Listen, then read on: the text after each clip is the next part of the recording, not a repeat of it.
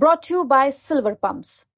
Top quality और consistent performance के लिए सिर्फ सिल्वर पंप्स नाम याद रखना। मैं चाहती हूँ सरकार से कि सरकार मुझे नौकरी दे ताकि मैं आगे जाके अपने बच्चे का और अपनी सास का ख्याल रख सकूँ। भारत पाकिस्तान के युद्ध में जम्मू कश्मीर की सीमा पर शहीद हुए सीवान जिले के लाल वीर सपूत राम बाबू सिंह का पूरा परिवार हमारे साथ यहाँ पे मौजूद है। उनकी पत्नी भी यहाँ पे है।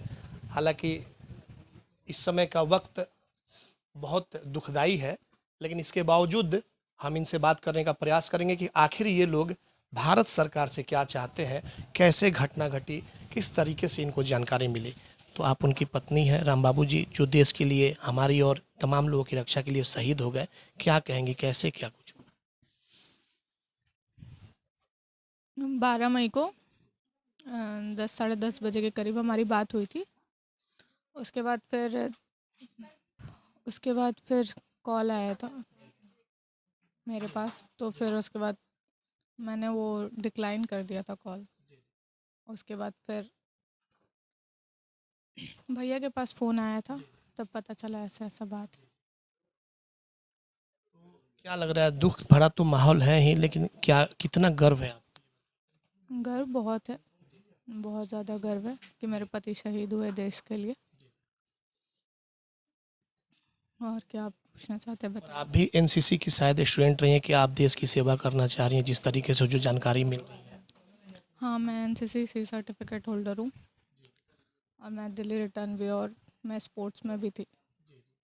नेशनल प्लेयर हूँ मैं बॉक्सिंग और एथलेटिक्स में। आप क्या चाहती हैं? सरकार से क्या कुछ चाहती हैं? किस तरीके से देश की सेवा आप करना चाहती हैं? मैं चाहती हूँ सरकार से कि सरकार मुझे नौकरी दे ताकि मैं आगे जाके अपने बच्चे का और अपनी सास का ख्याल रख सकूँ। अंतिम बार उनसे कब आपकी बात हुई थी राम बाबू जी से? परसों 10 बजे। परसों 10 बजे सुबह में बातचीत हुई थी। कुछ पारिवारिक बातें हुई?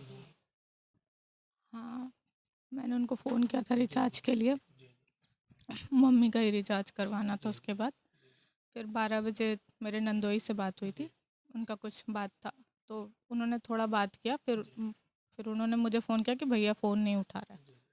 तो मैं इंतज़ार कर रही थी क्योंकि 2 बजे उनका ऑफ टाइम रहता है, तो 2 बजे 1:30 से 2 बजे के बीच हमेशा वो मुझे कॉल करते हैं। तो कॉल नहीं आया तो मैंने सोचा हो सकता है शायद सो गए होंगे। तो 2:30 बजे मेरे पास कॉल आया था उनके ऑफ़िस से। तो ऑफ़िस से मतलब वेरिफ़िकेशन के लिए कॉल आया था। तो मैंने बोला सर या तो आप मुझे पूरा इन्फॉर्मेशन दीजिए, विदाउट इन्फॉर्मेशन मैं कोई भी इन्फॉर्मेशन प्रोवाइड नहीं कर सकती, आजकल बहुत ज़्यादा फ्रॉड चलता। तो उन्होंने फ़ोन काट दिया।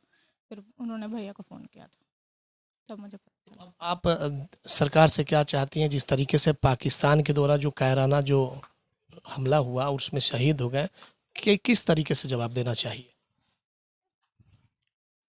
सर ये तो सरकार ही डिसाइड करेगी ना कि उनको कौन सा एक्शन लेना चाहिए और कौन सा एक्शन नहीं लेना चाहिए। और मैं अपने तरफ से तो यही मांग करूँगी कि मेरे हस्बैंड के बिहाफ में मुझे जॉब प्रोवाइड किया जाए। और क्या मैं बोल सकती हूँ। चाहती हैं कि जा करके और पाकिस्तान को जवाब दे, सेना में शामिल होकर के? हाँ बिल्कुल, मैं खुद एसएसबी इंटरव्यू के लिए प्रिपेयर कर रही थी, तो मैं क्यों नहीं चाहूँगी। अच्छा, परसों जो आपकी बातचीत हुई थी उसमें कुछ उन्होंने कहा कि लड़ाई छिड़ी हुई है, तो इस तरीके से हम सीमा पे हैं, या फिर क्या कुछ स्थिति है, कुछ इस तरह से कुछ बात हुई थी क्या? नहीं, वो वहाँ पे जम्मू में थे बॉर्डर के पास, ठीक है। तो वहाँ पे ऐसा नहीं, वहाँ पे आपको जैसा कि पता है कि सीज़ फायर हुआ था तो उसके बाद बंद हो चुका था। तो वो वहाँ पे ऑटोमेटिक एक्शन हो रहा है, जैसा कि आपको सीज फायर युद्ध विराम होने के बावजूद ये घटना घटी, पाकिस्तान के द्वारा हमला किया गया, उसमें इनका ये शहादत हो गई। सर वो अभी हमें इन्फॉर्मेशन क्लियर नहीं है, ठीक है, क्योंकि उनके सीईओ ने इसके बारे में इन्फॉर्मेशन नहीं दिया। जो मेरे पास इन्फॉर्मेशन था मैंने आपको प्रोवाइड करवा दिया।